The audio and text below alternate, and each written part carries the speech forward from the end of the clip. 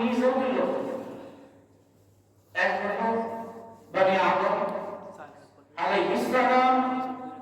হযরত আদম আলাইহিস সালামের প্রাকৃতিক নিয়ম অনুসারে আমি আপনি হলাম মাটির মানুষ, যার কারণে এই মাটির দেহটাকে সুস্থ রাখার জন্য মাটি হইতে যে নির্যাসকৃত ফল-ফলাদি ফসলাদি যা খাবার আমাদের জন্য আল্লাহ হালাল করেছেন, এগুলো যদি খাই তাহলে মাটির দেহটা কি থাকবে? সুস্থ থাকবে। না খাইলে মাটির দেহ নষ্ট হয়ে যাবে। আরেকটা দেহ আমার মধ্যে কাজ করে, সেটা হলো আর রূহ, যেটাকে বলা হয় আত্মা, রূহ। এটা আবার আসমান থেকে আসে।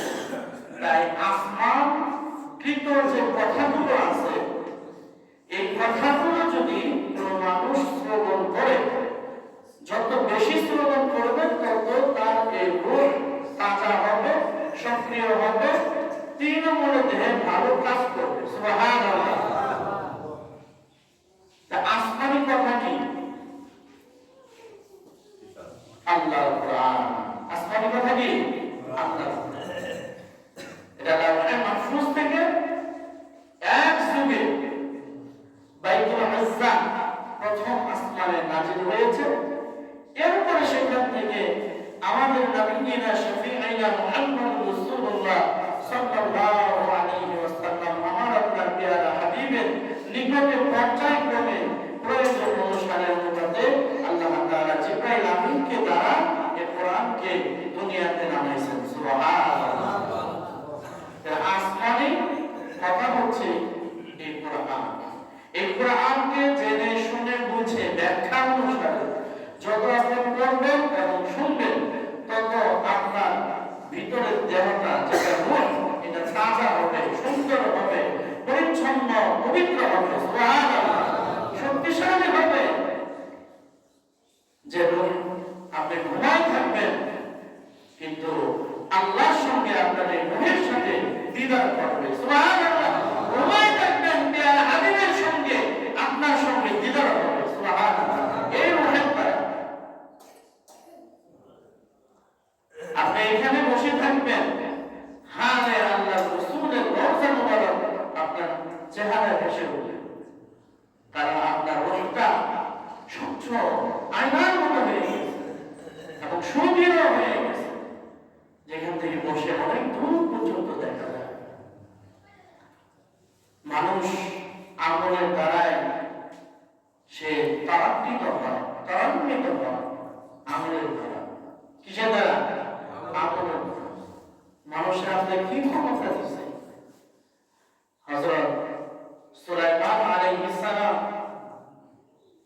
উনি রানী বিলকিসকে, সূরা নামলের মধ্যে এই তাফসীর আসছে, রানী বিলকিসকে দাওয়াত করছে, ইনভাইট করছে, আপনি যদি আল্লাহকে মানেন তাহলে আমার কাছে চলে আসুন, আপনার সাথে আমার কথা আছে। আর যদি সূর্যকে মানে, উনি সূর্য বুঝাইছিল, যদি সূর্যকে মানে থাকেন তাহলে আপনার এই পূজা জাদু যা আছে এগুলো কিছুই আপনার শক্তির সামনে কোনো কাজ করবে না। সুবহানাল্লাহ। তাই আত্মসমর্পণ করেন, আপনি আত্মসমর্পণকারী হয়ে আমার কাছে চলে আসুন। তো রানী বিলকিস তার সব সৈন্য সহ রওনা দিতেছে, আর সুলাইমান আলাইহিস সালাম বলতেছে তিনার দরবারে মানুষ ছিল, জিন ছিল, আর হুদহুদ পাখি, এরা ছিল হইল তার সভায় বসত, আলোচনা সভা বা মন্ত্রী সভা, রাজকীয় সভায় এই তিন শ্রেণীর প্রাণী থাকে। তো বললো, রানী বিলকিস তো আমার কাছে আসতেছে, ওনার যে সিংহাসনটা আছে এই সিংহাসনটাকে আমি একটু পরিবর্তন করতে চাই, ওনার ব্রেন কতটুকু এটা আমি জাস্টিফাই করতে চাই, যাচাই করতে চাই। অতএব সে আমার দরবারে আসার আগে আগে কে পারবা ওই সিংহাসনটাকে উঠায় আমার কাছে নিয়ে আসতে? তো জিনের সর্দার সে বলতেছে, হুজুর আমার সময় দেন, আমি এটা লাইনটা দিই। বলতেছে কতটা সময় লাগবে? বলে উনি আসতে আসতে আপনার সীমানায় পা রাখতে রাখতে এটা এসে পড়বে, কারণ এত সময় দিতে হবে না, কারণ এটা আসবে, আমি কারুকার্য চেঞ্জ করবো, রং চেঞ্জ করবো, দেখি ওনার ব্রেন কেমন, উনি সিংহাসনটা দেখে চিনতে পারে কিনা নিজের চেয়ার নিজেই। তো এখানে তো অনেক সময় লাগবে আমার, অতএব আরো দ্রুত আনা দরকার। ওইখান থেকে এক মানুষ আবেগ সে বলতে হুজুর আমারই সময় দেন, কারণ তোমার আমার মতো ভালো লাগবে, আমি চোখ বুঝবো আরো চোখ খুলবো, সিংহাসন এনে নিয়ে আসবো।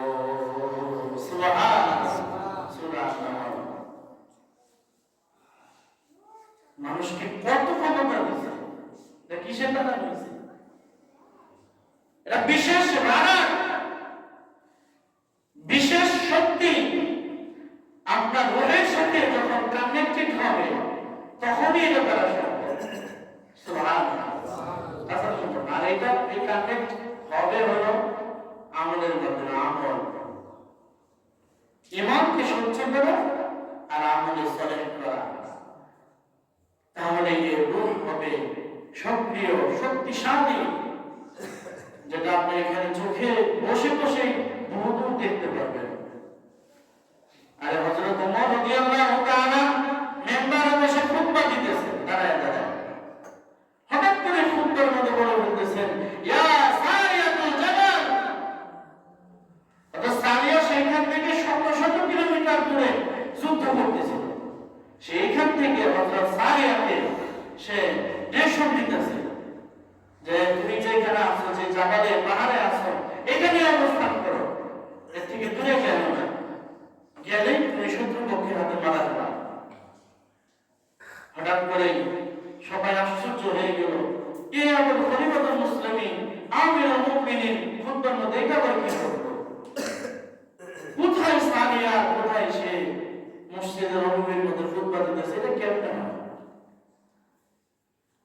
হযরত সারিয়া যখন যুদ্ধ শেষ করে গাজী হয়ে ফিরে আসলেন, বললেন, এই হযরত ওমর, তোমাকে এইভাবে এই ডিরেকশন করে দিতেছিল একদিন জুমার এই সময়, তুমি কি এটা শুনছো? আল্লাহর কসম করে বলি, আমি হযরত ওমরের ওই ডিরেকশনের অনুসারে কাজ করে আজকে গাজী হয়ে ফিরে আসতে পারছি। সুবহানাল্লাহ। এ কেমন কান বানাইছে আর হ্যাঁ কেমন জবান বানাইছে, যে জবান শত শত কিলোমিটার দূরে নিয়ে গেল আর যে কান শত শত দূরের কথাটা শুনতে পাইল। সুবহানাল্লাহ। আল্লাহু আকবার। তাহলে মানুষের দেহটা ভালো থাকবে, শুধু শরীর সুন্দর হলেই হবে না, তার কলটা সুন্দর লাগবে। শরীর স্মার্ট, কল রূহ এইটাও স্মার্ট, তাহলে দেখবেন আপনি সুস্থ থাকবেন, ভালো থাকবেন। এজন্য আল্লাহ রাসূল সাল্লাল্লাহু আলাইহি ওয়াসাল্লাম বলেছেন, ইন্না ফিল জাসাদি মুদগাহ ইযা সালাহাত সালাহাল জাসাদু কুল্লুহু ওয়া ইযা ফাসাদাত ফাসাদাল জাসাদু কুল্লুহু আলা ওয়া হিয়াল কলব। রাসূল আকরাম সাল্লাল্লাহু আলাইহি ওয়াসাল্লাম বলেন, সাহাবীরা শোনো, পৃথিবীর জমিনের সব মানুষদেরকে জানানো দাও, ইন্না ফিল জাসাদি মুদগাহ, নিশ্চয়ই মানব দেহের মধ্যে একটা গোশতের পিণ্ডি আছে। ইযা সালাহাত সালাহাল জাসাদু কুল্লুহু, ওই গোশতের পিণ্ডটা যদি ভালো হয়ে যায়, সচল হয়ে যায়, সুস্থ থাকে, তাহলে ওই বেটার মানব দেহটা সুস্থ থাকবে, সুন্দর থাকবে, পরিষ্কার পরিচ্ছন্ন থাকবে, শক্তিশালী হবে। ওয়াইজা ফাসাদাত ফাসাদাল জাসাদু কুল্লুহু, যদি ওই মানুষটা ভিতরে যে গোশতের পিণ্ডি আছে, মুদগা আছে, এটা যদি খারাপ হয়ে যায়, নোংরা হয়ে যায়, অসুস্থ হয়ে যায়, শরীর দেহ যতই সুন্দর আর ভালো থাকুক না কেন, এরপরে ওই দেহটাকে আমার আল্লাহ মৃত বলে ঘোষণা করেছে।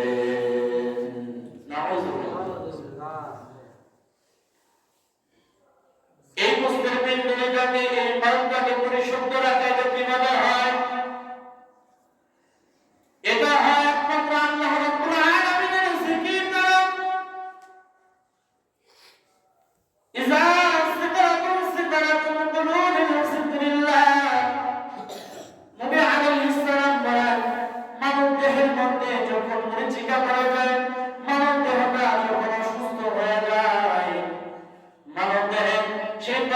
মধ্যে যখন কালো আচ্ছন্নতায় পেয়ে যায় তখন এটা পরিষ্কার কেমনে করবা? সাবান সোডা দিয়া ভালো করে বসলে এটা কাজ হবে না। তাহলে পরিষ্কারটা হবে কিভাবে?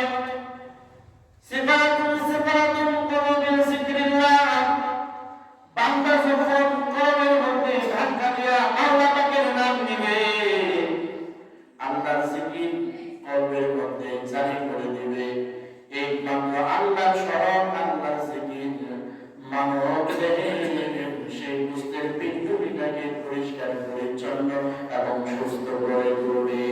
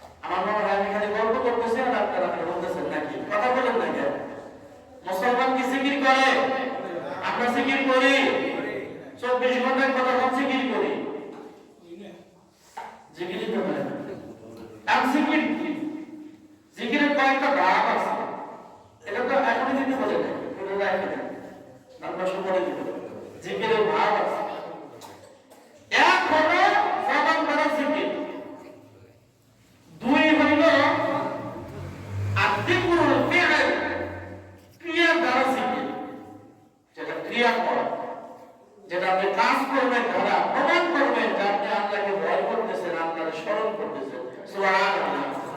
যখন আযান হয়ে গেল, যখন মুয়াজ্জিন বলে দিল, হাইয়া আলাস সালাম, হাইয়া আলাল ফালাহ, তখন আপনি বলবেন হাইয়া আলাস সালাহ, নিশ্চয়ই তুমি নামাজের দিকে ডাকতেছো, আমি আসতেছি। হাইয়া আলাল ফালাহ, আল্লাহ ওয়ালা কুওয়াতা ইল্লা বিল্লাহ, আল্লাহ আমি শয়তান থেকে তোমার কাছে আশ্রয় চাইতেছি। আপনি যখন রেডি হয়ে যাবেন, গোসলের দ্বারা পবিত্র হয়ে দৌড়াইতে থাকবেন মসজিদের দিকে। আপনি উত্তম জিকির দান। আল্লাহ রাব্বুল আলামিন এই কাজটা আল্লাহর জিকিরের সাথে আল্লাহ তাআলা কবুল করে নেন। সুবহানাল্লাহ। এটা আপনি আল্লাহর জিকির করলেন, কেউ আপনাকে স্মরণ করায় দিল, এই খবরদার নামাজের সময় হয়েছে, কিন্তু আপনি স্মরণ হওয়া মাত্র দৌড়ে মসজিদের দিকে দৌড় দিলেন, ওযুখানার দিকে দৌড় দিলেন, গোসলখানার দিকে দৌড় দিলেন। তাহলে বোঝা গেল আপনার দিলের মধ্যে আল্লাহর জিকির তখন জারি হইল। তখন থেকে আপনি একমাত্র আল্লাহর স্মরণে মসজিদের দিকে দৌড়াইতেছেন। সুবহানাল্লাহ। এই জিকির তো নাই। আবার একজন আছে আমাদের ফজরের মতো হর হামেশা জিকির জারি আছে। নামাজ হর হামেশা সবসময় আমাদের দিলে নামাজ জারি আছে। আর নামাজ তো দিলের বিষয় না রে ভাই। নামাজ এটা আপনাকে কর্মের ধারা দেখাই দিতে হবে যে আমি নামাজ পড়তেছি, নামাজ পড়তেছি এটা দেখাই দিতে হবে। রুকু করতে হবে, সিজদা করতে হবে। আল্লাহ বলেছে ওয়ারকাউ ওয়াসজুদু, তুমি রুকু করো, সিজদা করো। কে বলেছেন? আল্লাহ বলেছেন। তো আল্লাহ বলল তুমি রুকু করো, তুমি সিজদা করো, আর আপনি কোন আমি কোন মত নামাজ জারি আছে, এটা হলো আল্লাহর উপর বাদ পারি না ভাই। মুসলমান ইমানদার ভাই তাআলা নিজেরা বলতেছিলেন, মসজিদে এসে ওয়াজ মাহফিলে যে বুজুর্গদের সামনে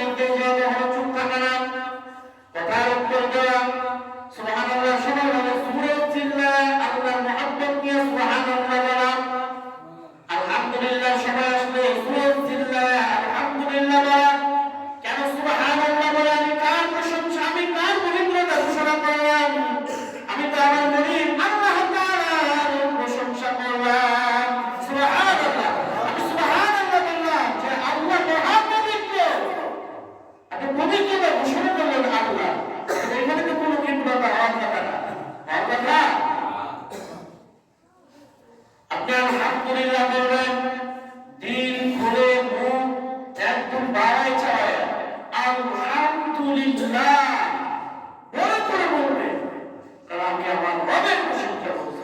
সুবহানাল্লাহ। আপনি বলবেন আল্লাহু আকবার, আপনি আল্লাহর বড়ত্ব ঘোষণা করবেন।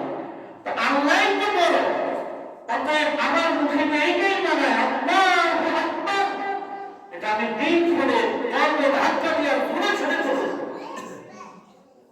এই সময় আসতে পারে যে আমরা চুপ থাকি, কথা বলি না, খুব চলতেছে, আগের দিকে তাকাই গেছি।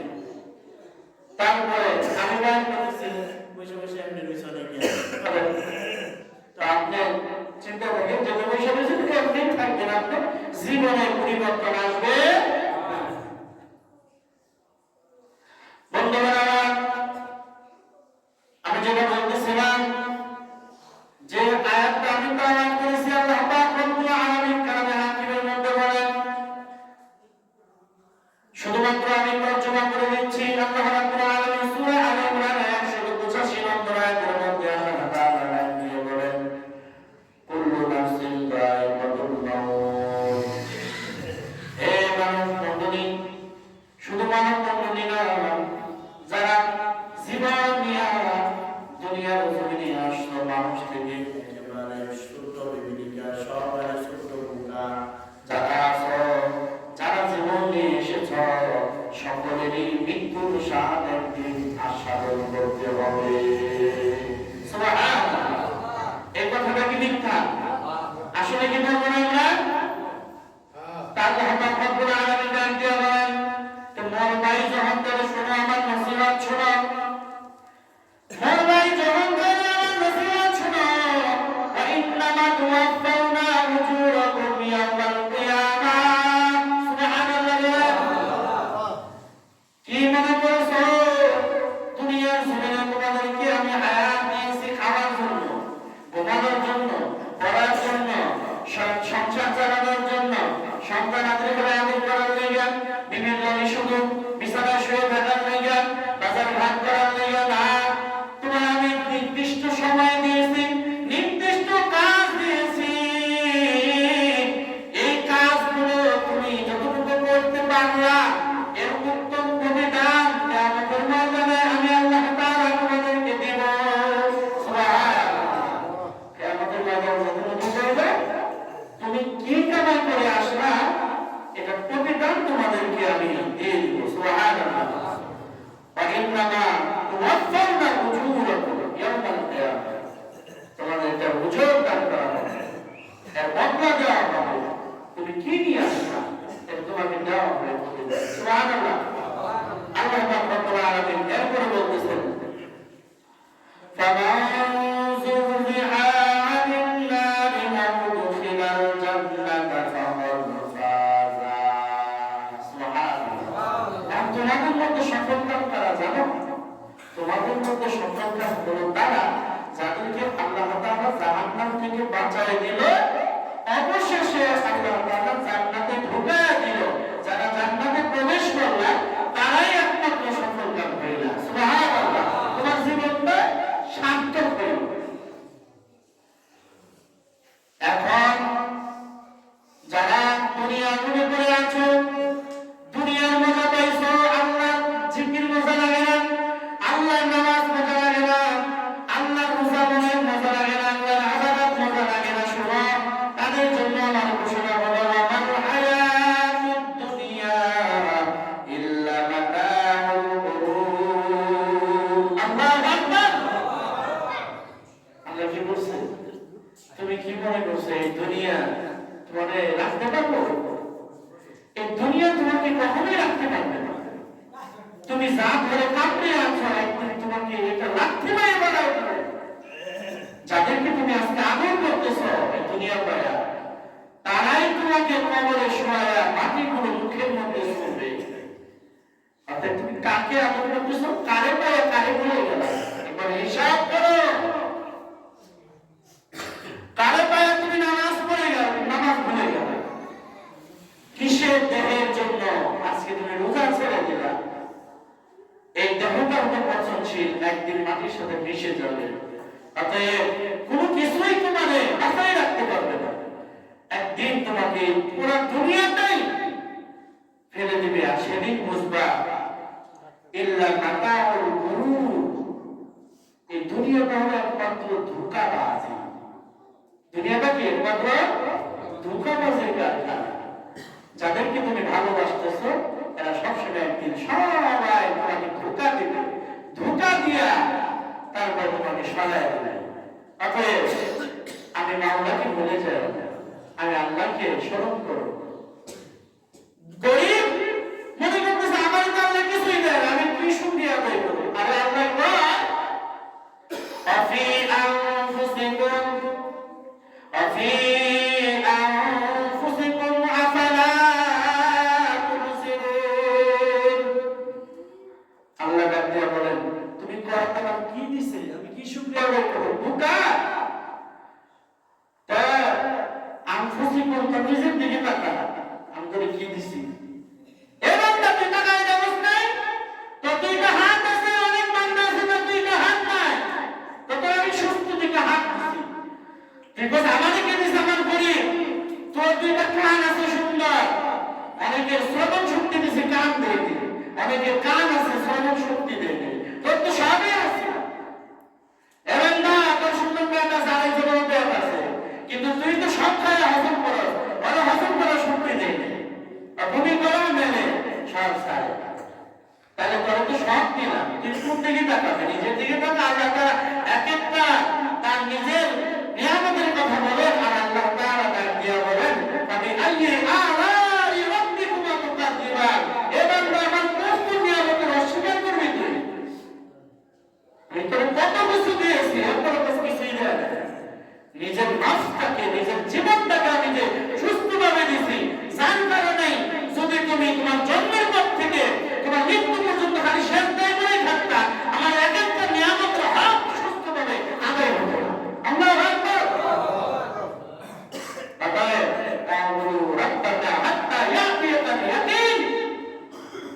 তোমাকে আমি আদেশ করতেছি, তোমার জীবনে শরিয়াত যখন তোমার উপরে জারি হয়েছে, যখন শরিয়াতের হুকুম হুকুমের শরিয়া যখন থেকে জারি হয়ে গেছে, তখন থেকে নিয়ে শুরু করে ইয়াকিন আসার আগ পর্যন্ত, অর্থাৎ মৃত্যুর ভয় করে আসার আগ পর্যন্ত আমার ইবাদতের মধ্যে তুমি নিমজ্জিত থাকো। সুবহানাল্লাহ।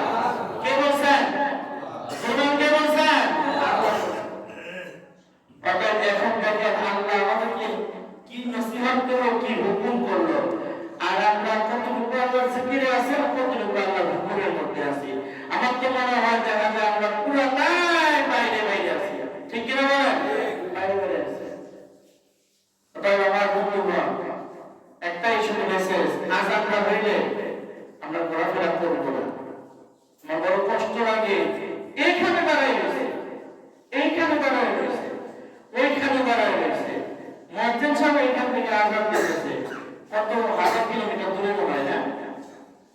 এইখান থেকে এখানে শুনতেছে, তার নামাজে ডাকতেছে, এরপরও সে কর্মবাদী করে না, কিছুই করে না।